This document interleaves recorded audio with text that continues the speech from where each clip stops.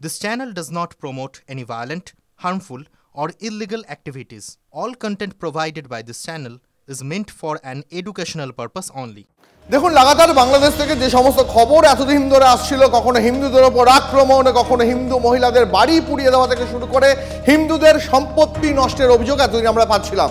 কিন্তু সেই হামলা নিপীড়নের পাশাপাশি এবার প্রকাশ্যে চলে এলো আরো বড় বিস্ফোরক একটা অভিযোগ। এই মুহূর্তে প্রেস কর্নারে দুপুর 12টায় TV9 বাংলা আপনাদের দেখাবে কিভাবে বাংলাদেশে প্রকাশ্যে চলছে ধর্মান্তরণ বিভীষিকা। বাংলাদেশের চাপ দিয়ে সংখ্যালঘুদের ধর্মান্তকরণের অভিযোগ আসছে একের পর এক। সংখ্যালঘু হিন্দুদের একাংশ দাবি করছেন অন ক্যামেরা যে অন্তর্বর্তী সরকার ক্ষমতায় আসার পর এভাবে চাপ দিয়ে ধর্মান্তকরণের প্রক্রিয়া বাড়ছে। TV9 বাংলার হাতে এসেছে সেই এক্সক্লুসিভ ছবি নথি। রীতিমতন আদালতে দাঁড়িয়ে বিচারকের সামনে দাঁড়িয়ে হলফনামা দিয়ে হিন্দুদের ধর্ম বদলের অভিযোগ আসছে। মৌলবাদীদের চাপে পরিবার এবং নিজেদের জীবন বাঁচাতে বাধ্য হয়ে ধর্ম বদলাতে রাজি হচ্ছেন অনেকে। তোমার ধর্ম থেকে আমার টাকা দিচ্ছে, তোমার বিবেক থেকে আমার উপর কি হচ্ছে কোনদিন একটা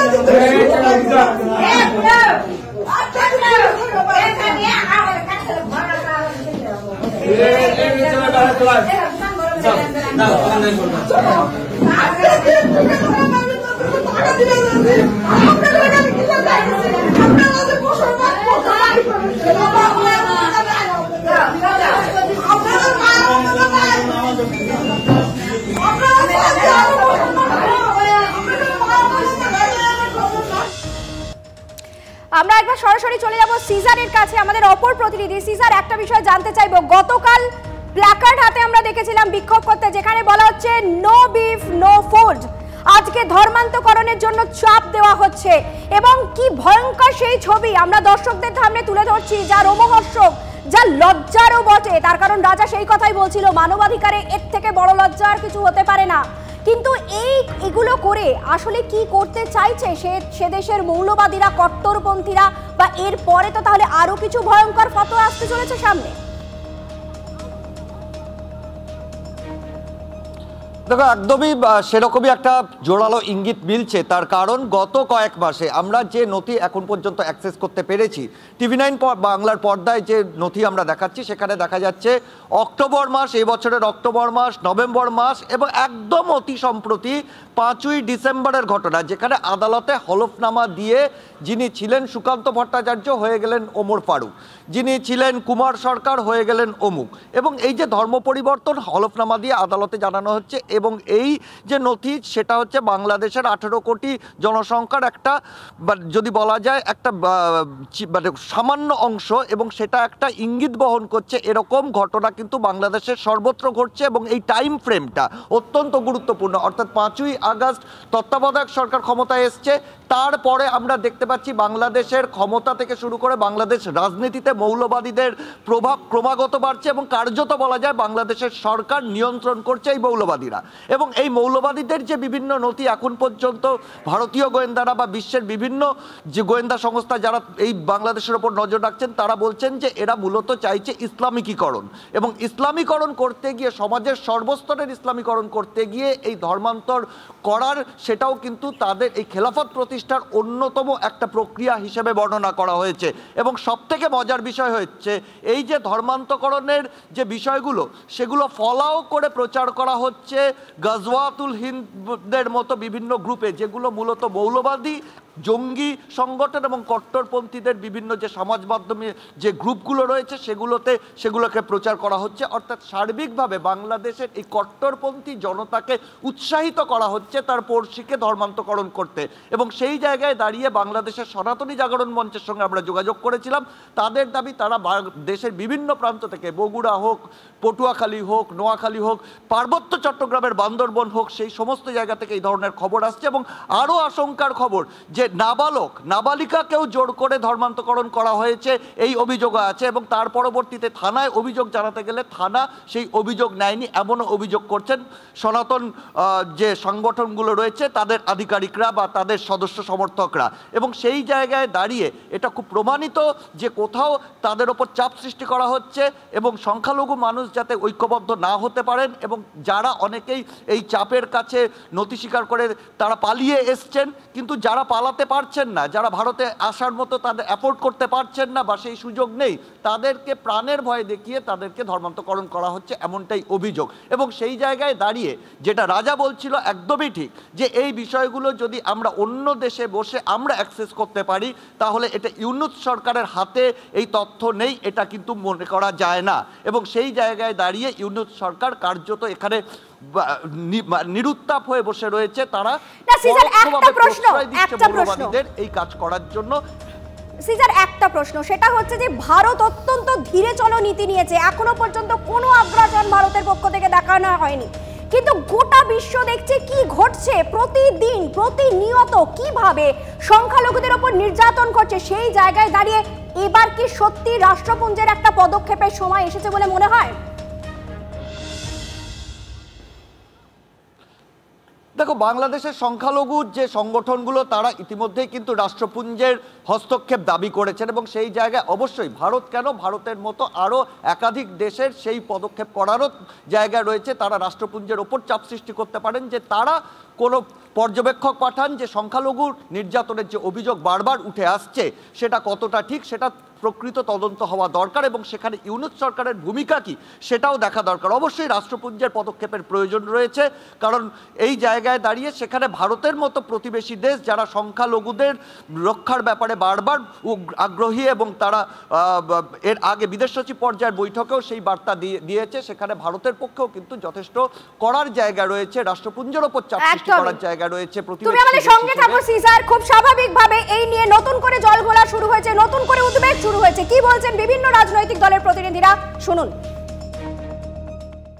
অভিযোগ সামনে আসবে কি, এ তো নিত্য নৈমিত্তিক ঘটনা, ফেসবুকে সোশ্যাল মিডিয়ায় সবসময় দেখতে পাবেন। ধর্মান্তকরণ করবে, বাড়ির দুজন মেয়ে থাকলে হিন্দুর বাড়িতে একটা মেয়ে ওদের সঙ্গে বিয়ে দিতে হবে, এ তো খোলা স্লোগান। ঢাকায় হোর্ডিং লাগিয়ে দেওয়া আছে, এনজিও চলছে যে অবশিষ্ট যারা কাফের আছে তাদের ইসলামে কনভার্ট করবার জন্য 3 মাসের কোর্স। অত্যাচার হিন্দুদের ওপরে চলেছে, হিন্দুর সংখ্যা কমা দেখি সেটা বোঝা যাচ্ছে। বহু অভিযোগ আসে, ঠিক ভুল সেটা যাচাই করা হয়, যাচাই করা জরুরিও বটে। জবরদস্তি ধর্মান্তকরণের প্রক্রিয়া রাজনৈতিক চাপে অথবা প্রশাসনিক চাপে এটা কখনোই গ্রহণযোগ্য হতে পারে না। সেটা গণতন্ত্র বিরোধী, সেটা সাধারণ শিষ্টাচার বিরোধী, খতিয়ে দেখা উচিত। আমি বিগত দিনে চিৎকার করেছি, আজকেও বলছি, বাংলাদেশের হিন্দুদের ওপরে দমনপীড়ন হচ্ছে।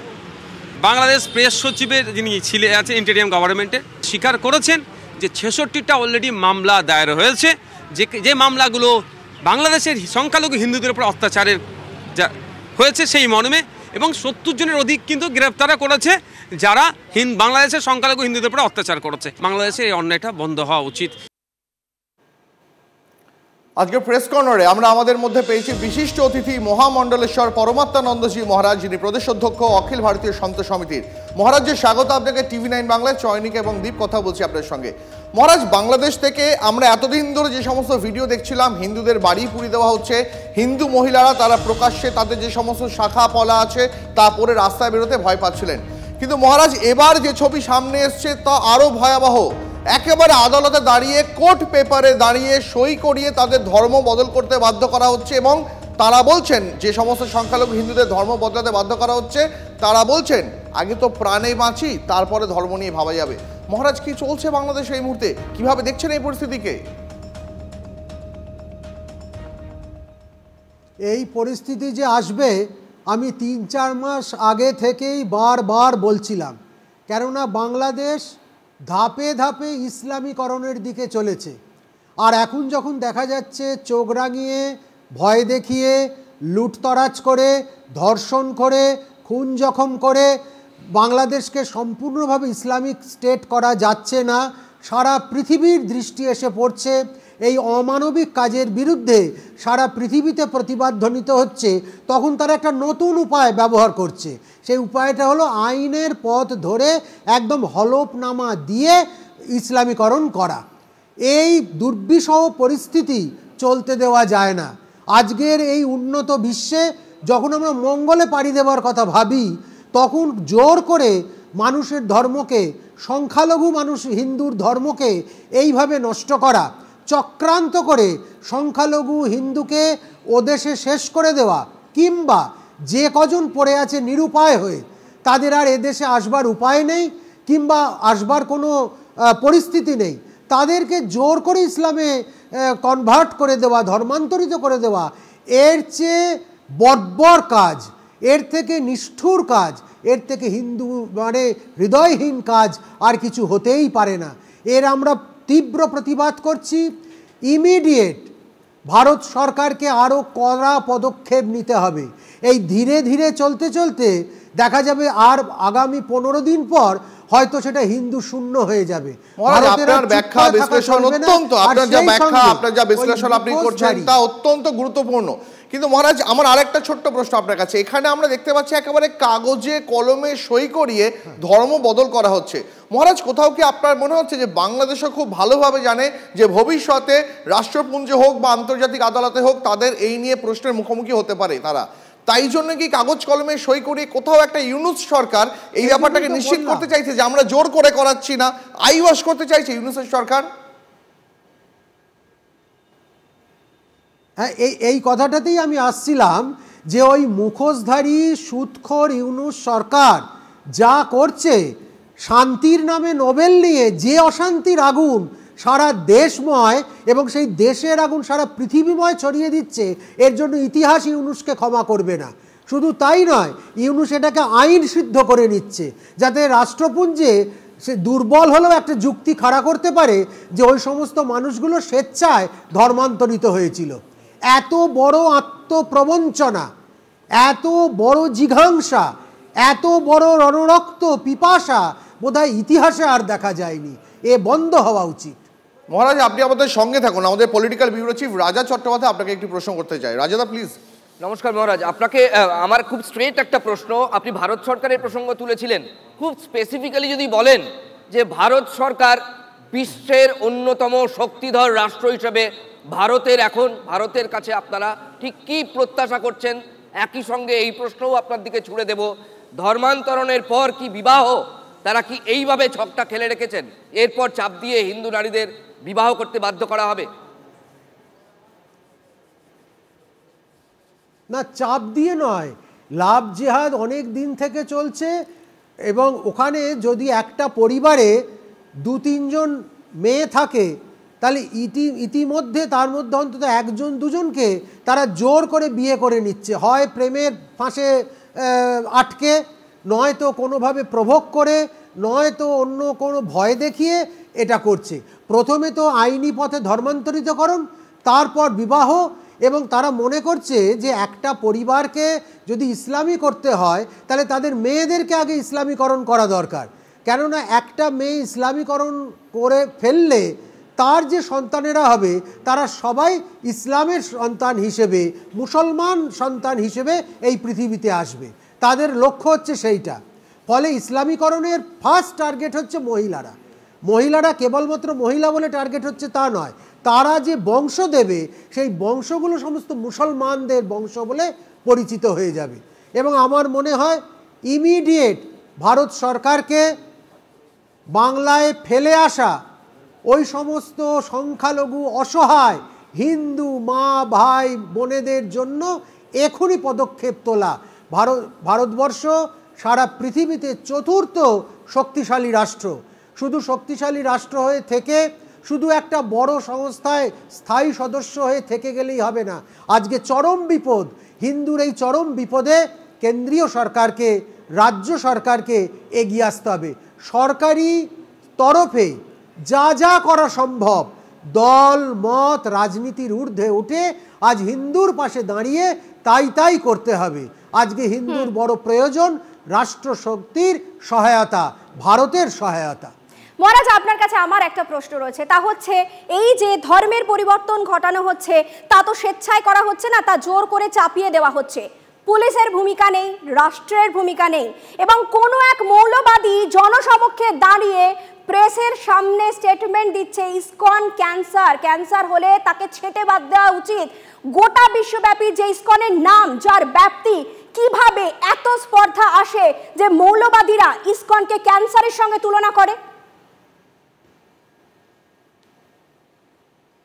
যে ইসকন একটা আন্তর্জাতিক ধর্ম প্রচার সংস্থা, এবং যে ধর্ম তারা প্রচার করে সেই ধর্মের নাম প্রেম ধর্ম, হরিনাম আন্দোলন। তাই সেই সংস্থাকে একটা মৌলবাদী সংস্থা, একটা নিষিদ্ধ সংগঠন বলে ঘোষণা করার জন্য প্রতি মুহূর্তে চাপ দিচ্ছে সেখানকার মৌলবাদী সংস্থাগুলো। ইমিডিয়েট উচিত ইউনূস সরকারের এই সমস্ত প্রভোকেশনগুলো বন্ধ করা। হয় একে বন্ধ করবে, নয় এগুলোকে প্রশ্রয় না দিয়ে এমনভাবে থামিয়ে দিতে হবে যাতে বাংলাদেশে ইসকন বা ইসকনপন্থী যে সমস্ত সনাতনী সংগঠনগুলো রয়েছে, রামকৃষ্ণ মিশন আছে, আরও অনেক সংগঠন আছে, তারা তাদের ধর্মমত অন্য ধর্মমতকে আঘাত না করে প্রচার করতে পারে। শুধু তাই নয়, এই যে একটা দীর্ঘ ষড়যন্ত্র চলছে, একটা রাষ্ট্রকে ইসলামীকরণ করতে গেলে আমরা এর আগেও দেখেছি যে ধাপে ধাপে মুসলমানরা যে কটা পদ্ধতি অবলম্বন করে, বাংলাদেশে সেই কটা পদ্ধতি একেবারে 1, 2, 3, 4 করে প্রয়োগ করা হচ্ছে। এই বিভৎস পরিবেশ, এই নৃশংস পরিবেশ, এটাকে চলতে দেওয়া যায় না। একদম। অনেক ধন্যবাদ মহারাজ। এতক্ষণ আমাদের সঙ্গে ছিলেন মহামণ্ডলেশ্বর পরমাত্মানন্দজি মহারাজ, প্রদেশ অধ্যক্ষ অখিল ভারতীয় সন্ত সমিতির। আর আমরা ধর্মান্তকরণ নিয়ে যখন কথা বলছি, তখন আমাদের রাজ্যের সীমান্ত এলাকার মানুষ তারাই ধর্মান্তকরণ জোর করে ধর্ম বদলাতে এই যে বাধ্য করা হচ্ছে, সেটা নিয়ে কি ভাবছেন শোনাই আপনাদের তাদের প্রতিক্রিয়া। অনেকেই এই যে হিন্দু ধর্ম ত্যাগ করে মুসলিম ধর্ম গ্রহণ করছে, হয়তো বা তাদের পেশা ক্রিয়েট করছে, তারা স্বেচ্ছায় না গেলেও মানে চাপে পড়ে অনেকে চেঞ্জ করছে। আমার তো মনে হয় না তারা স্বেচ্ছায় যাচ্ছে। ভদ্রতা ভাঙতেছে, ধর্ম পাল্টা এলাও, তোমরা হিন্দু হয়ে যাই, মোবাইল দেখতে শুনছি এইটুকু বলতে ধর্ম বলছে। কি বলছে যে কি তো এই তোমাকে ধর্ম থেকে আমাকে মুসলমান ধর্ম পালন করো।